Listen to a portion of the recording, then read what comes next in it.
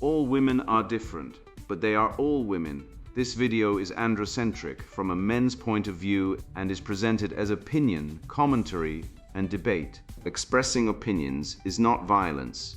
These are ideas to challenge, question, and argue in public, because classical liberalism relies on the First Amendment for its dialectic.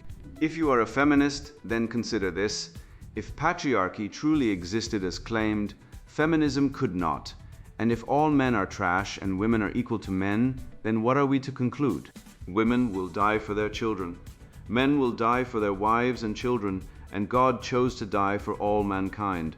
Authority rolls up with responsibility. If this framing of facts offends you, click off to a cute cat video. Proceeding further will expose you to gamma bias and criticism directed at ideas, claims, institutions, not at any individual's virtue or dignity. Our method follows the 7 liberal arts, the trivium, grammar, logic, rhetoric, and the quadrivium, arithmetic, geometry, music, and astronomy, and the transcendentals, the good, true, and beautiful. If this framework is not for you, feel free to exit now. It's no disgrace. Women are wonderful. God bless America. Men are great. Feminismus delendis est. Eurodance, a man's guide to classic bangers, written by Conrad Riker, available now, links in description. Eurodance, a cold shower for comfortable lies, a field guide for men who still notice reality. They seized the Grand Eurodance Tribunal in 2024 and declared the 4/4 kick drum a patriarchal imposition, replacing the driving heartbeat of conquest with a gender-neutral hum for the Ministry of Sensitivity. They promise equity through safety, yet I define the term plainly. Safety without due process is merely domination, and a syllogism built on inverted premises guarantees a fractured conclusion. I watch them parade these fragmentary, half-fossilized doctrines like sacred relics, mistaking a broken performance for a profound truth. At up the DJ booth stands young Dr. Winona, chief fool of the New Order, wielding a microphone like a scepter, while she trades in plausible deniability and emotional veto. She declares male sweat merely emotional labor, then weaponizes vague accusations to demand apology without proof, ensuring her authority expands while her accountability remains invisible. I will not jade into her theater. I will demand she define her terms, separate her subjective feeling from objective fact, and pay the cost of her own inverted logic. The natural law of rhythm is not a social construct. It is the biological teleology of the male body, a hierarchical directional force built for outward conquest and relentless provision. When you invert this drive into a circular plea for safety, you do not elevate the weak, you merely arrest the engine of human flourishing. I will map every moral space vector from this hollow performance, testing each claim against the same standard, tracing the hidden incentives, and exposing where grievance masquerades as virtue. We will audit this tribunal not with sentiment, but with the unyielding geometry of the trivium, define the slogan, test its logical consistency, and judge its civilizational fruit. I will steelman the concern, expose the internal contradiction, and restore the hierarchy where competence, commands, and duty precedes right. The beat will either adapt to reality or be silenced by it. Choose your rhythm, for the dance of civilization depends on it. The foolish ideology expression. The commodification of male vitality into a performative, gender-neutral vibe, where strength is redefined as emotional availability and dominance is pathologized as oppression. The event. The Grand Eurodance Tribunal of 2024, where the rhythm of the night was seized by the Ministry of Sensitivity and replaced with a Safe Space remix, featuring a female vocalist who wept softly over 120 BPM kick drum. While the male dancers were forced to hold hands in a circle of non-hierarchical connection rather than compete for the spotlight. The fable, the plia of the hollow drum in the neon-lit ruins of the Grand Eurodance Tribunal of 2024, a dire summit convened. The air, thick with the synthetic haze of bureaucratic decree, trembled before the Ministry of Sensitivity. On the dais lay the old rhythm, a relentless, unapologetic 120 BPM kick drum, steady as a war march, sharp as forged iron. It was the heartbeat of the hunter, the rhythmic teleology of masculine action, directional, hierarchical, and purposeful.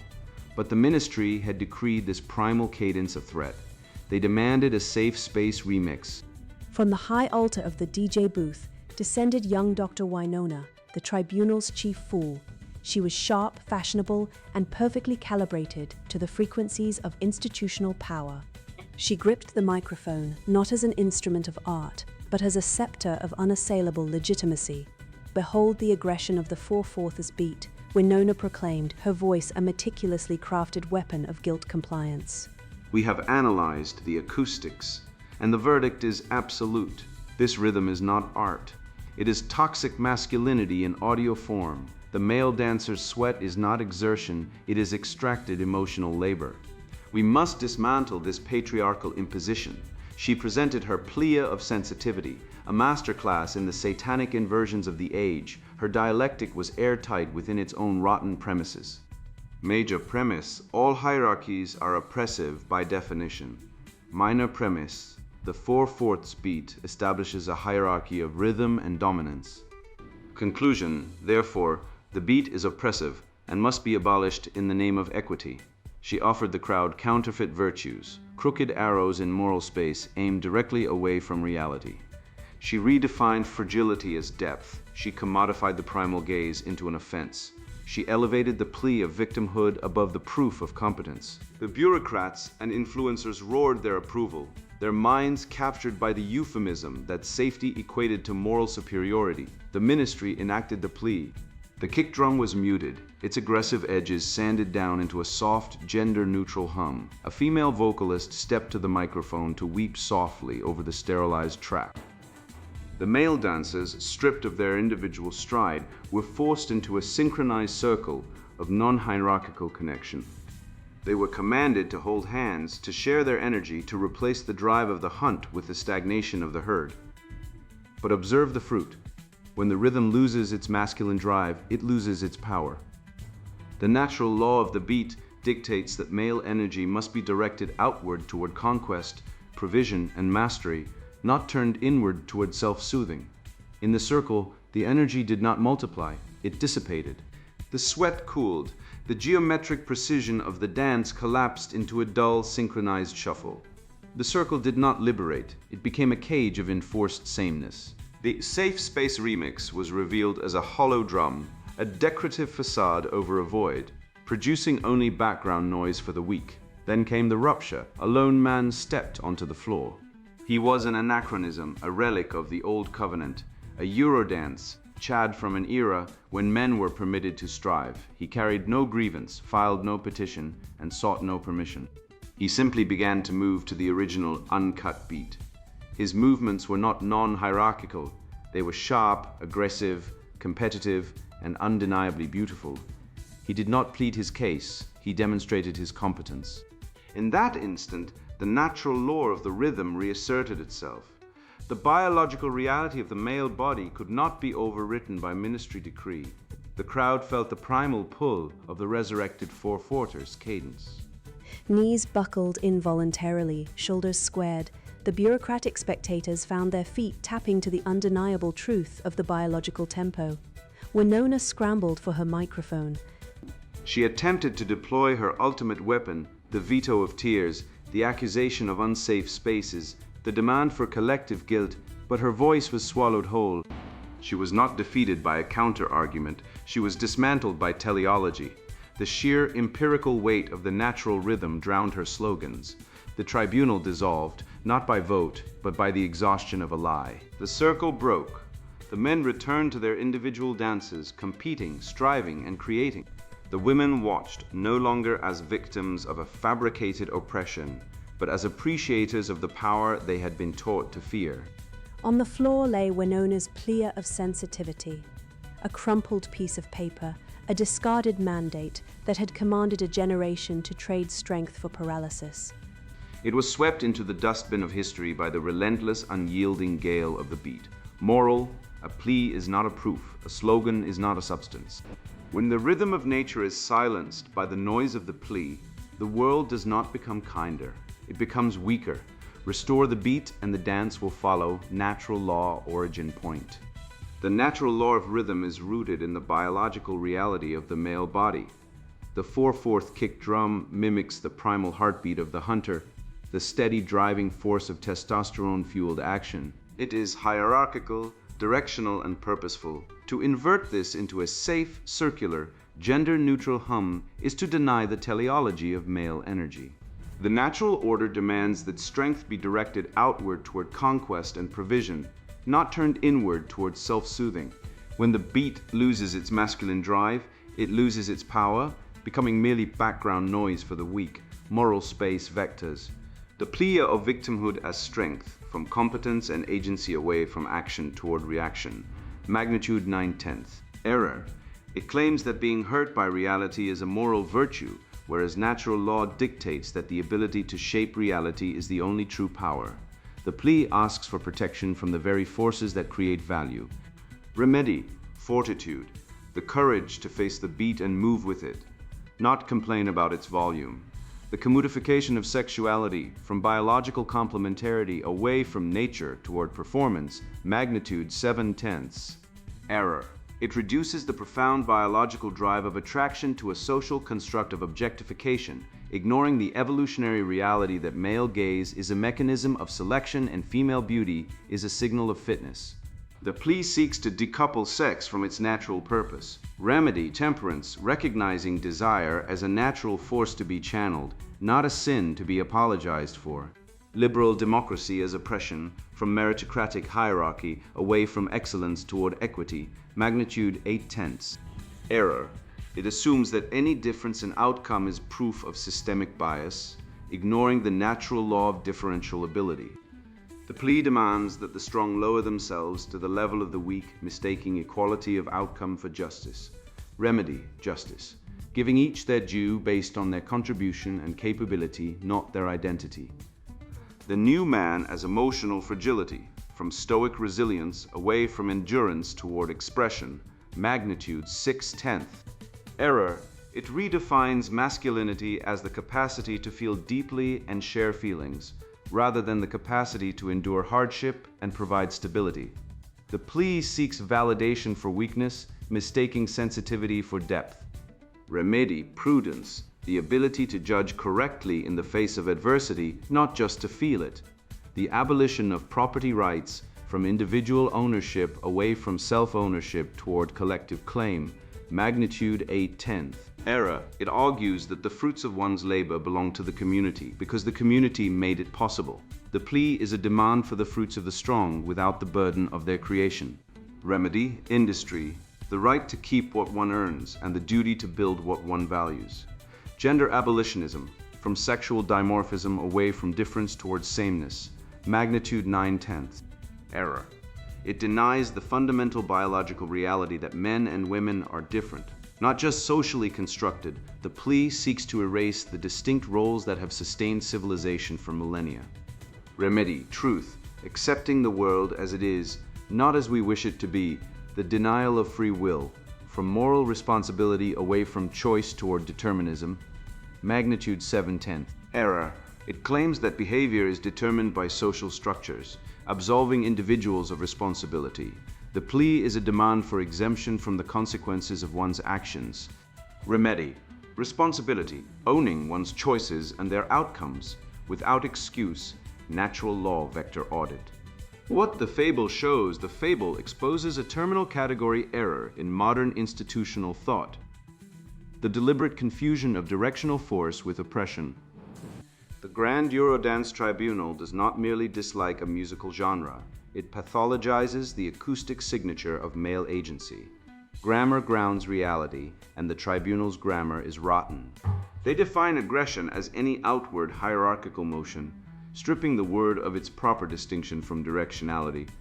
Through the lens of the trivium, the error is precise. Grammar, they redefine the biological telos of the male form, competition, provision, mastery, as a social disease. Logic, their syllogism is structurally valid, but premised on a lie.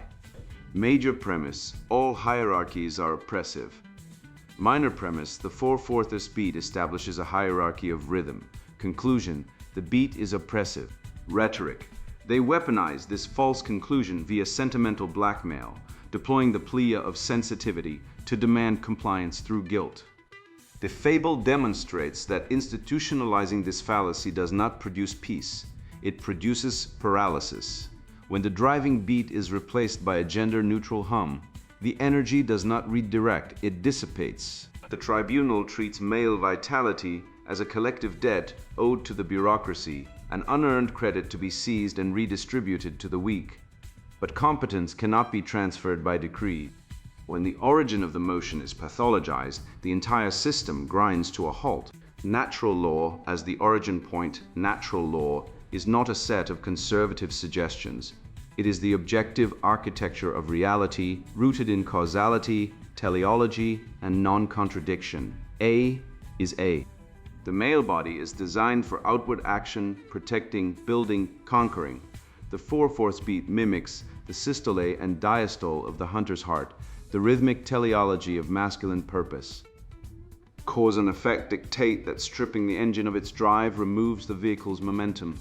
Natural law serves as the absolute origin point, the coordinate 0, in moral space. From this origin, truth is measured by alignment with reality. The natural order operates on a simple premise: agency requires a target. Male energy must be directed outward toward civilization's physical maintenance, not turned inward toward endless emotional self-auditing. To declare the beat oppressive is to declare gravity oppressive for pulling the rein downward. It is a futile, hysterical rebellion against the mechanics of existence. The inversion vectors, the foolish ideology expressed in the fable, functions as a system of vectors, directional forces, pulling the soul away from the origin point of natural law. Each inversion carries a specific direction, a magnitude of error, measurable damage, and a corresponding remedy. Vector 1, the plea of victimhood as strength direction, away from action toward reaction. Magnitude 9. Damage replaces agency with grievance. It flips the moral accounting system, granting credit to those who complain and debiting those who build. It frames the inability to shape reality as a moral virtue. Remedy: fortitude. The courage to endure the friction of reality and move through it, rather than demanding the beat be lowered to accommodate weakness. Vector 2, the commodification of sexuality direction, away from nature toward performance.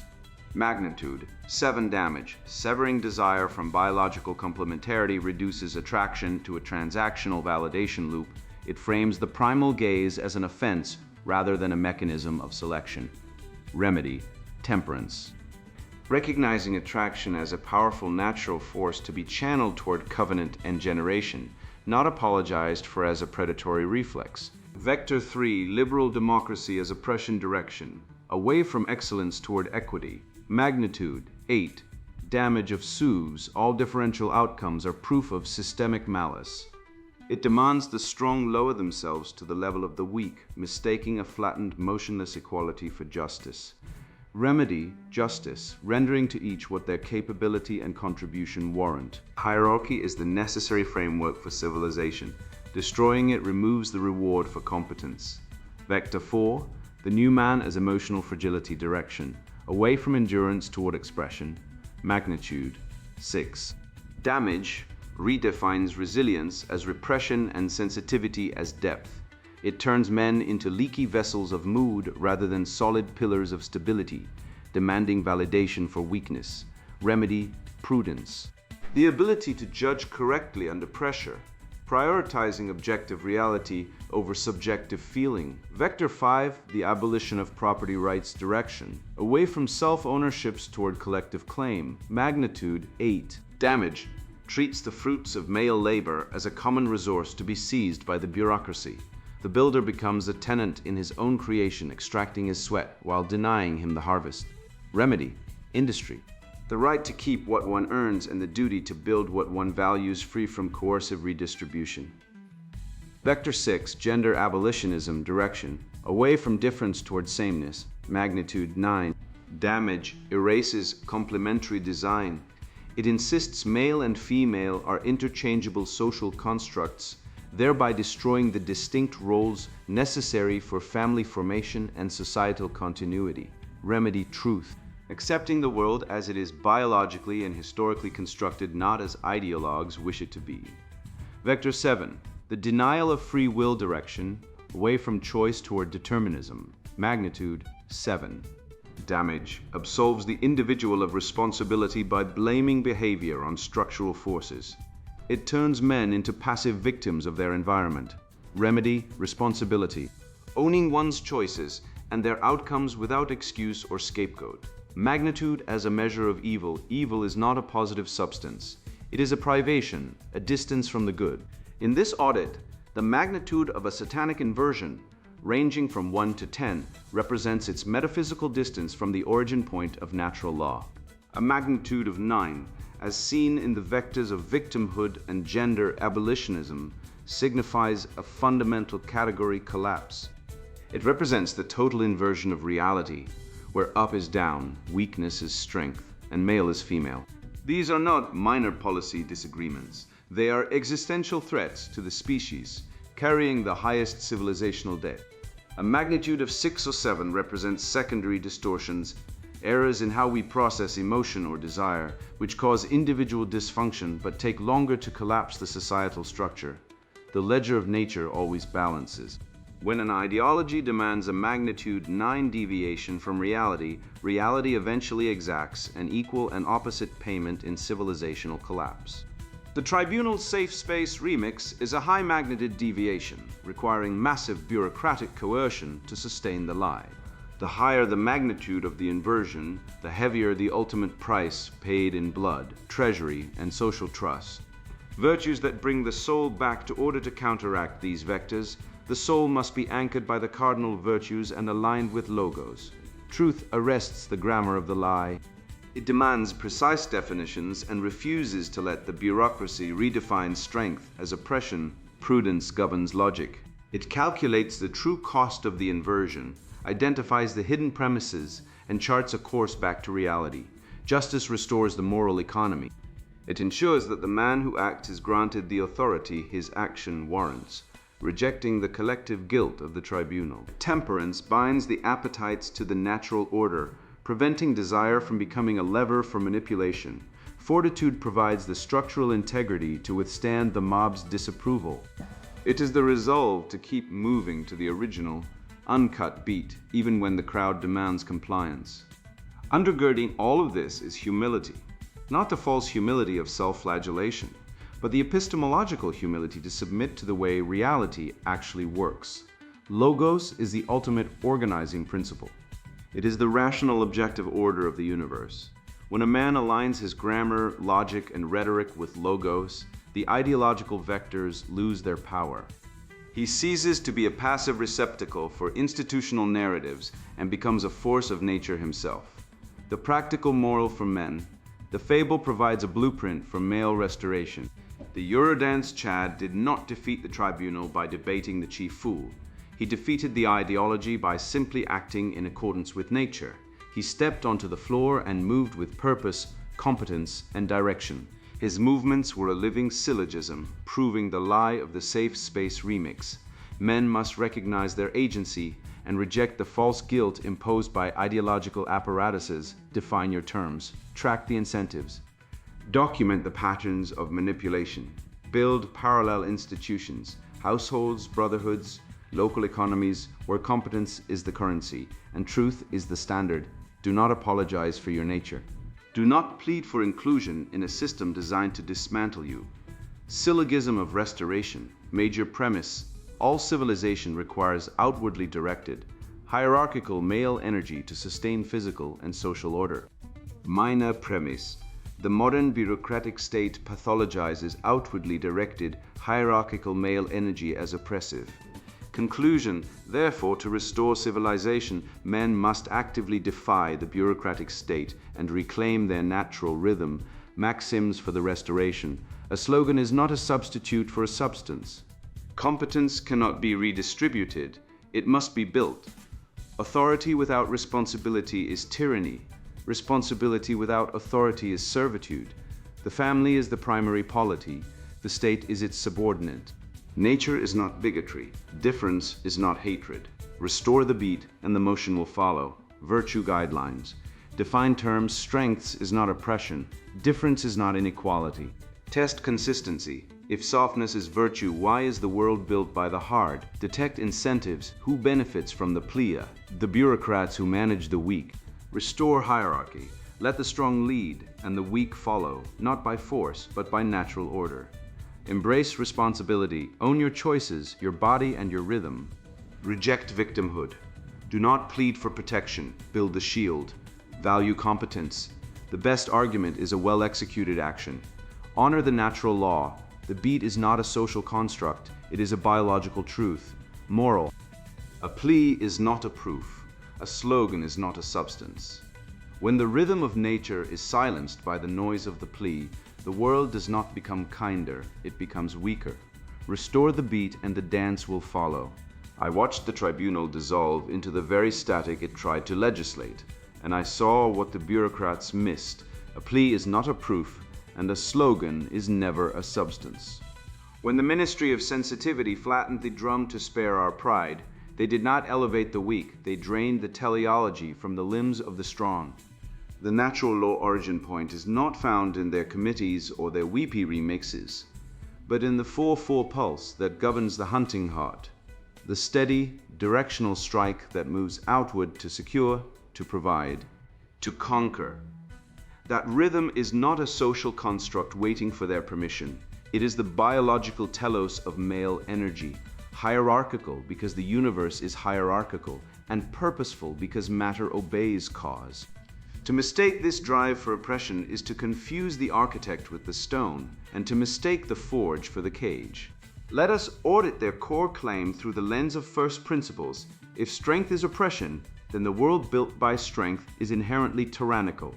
Yet we inhabit a civilization carved from male competence, not male complaint. If the forced beat is toxic, then the heartbeat that sustains the provider is toxic. But the father who works, the son who trains, the man who bears the weight of reality does not bleed less for it. The left's great inversion is turning agency into victimhood, demanding protection from the very force that generates value. I grant the wound, the drum can be misused, and men have failed. I deny the leap, therefore abolish the drummer. The remedy is not a softer beat, but a truer one. Practice the virtue of fortitude today. Not the therapeutic suppression of feeling, but the active, disciplined alignment of your body with the 4/4 strike. Step into the circle of competition. Speak the concrete claim. Bear the weight without demanding applause. Let your actions answer their slogans. The bureaucracy will keep counting victims, but the household will keep counting harvests. The tribunals will keep demanding confession, but the Father will keep building. Beneath the polished floors of their performative spaces, the quiet accumulation of truth has always been growing, waiting for the noise to break. Restore the beat and the dance will follow. I am done pleading. I am done auditing their theater. I am tuning to the frequency of cause and effect, of duty without complaint, of hierarchy without tyranny, of strength directed outward. When the noise of the plea recedes, you will hear it, the steady kick, the unapologetic drive, the rhythm that outlasts every invented grievance. Walk to it, move with it, build. And now the sponsored book introduction, Eurodance, a man's guide to classic bangers. Men aren't born to shuffle through life to the whimper of acoustic guitars and feminist dirges. They're built to dominate, and Eurodance was the last stand of unfiltered masculine energy in pop culture. My name's Conrad Riker, and I've spent decades dissecting why tracks like No Limits hit harder than any TED. Talk on male psychology. I blasted 2 Unlimited in my '92 Camaro while beta males sobbed to grunge. I watched gyms swap snap for Starbucks jazz as testosterone crumbled. This book isn't therapy, it's a battle plan. Eurodance didn't apologize for men, it weaponized them, the 4/4 kick drum. That's your heartbeat sinking to 10,000 years of evolutionary wiring. Hunt, conquer, repeat. Producers knew it. 89% were men engineering adrenaline anthems for other men, not pandering to sensitivity coaches.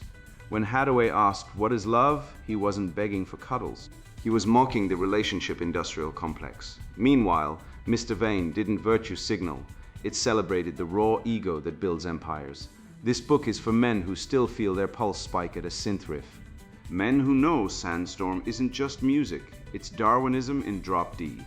If you're content slurping oat milk lattes to Taylor Swift's latest ode to weak men, close this now.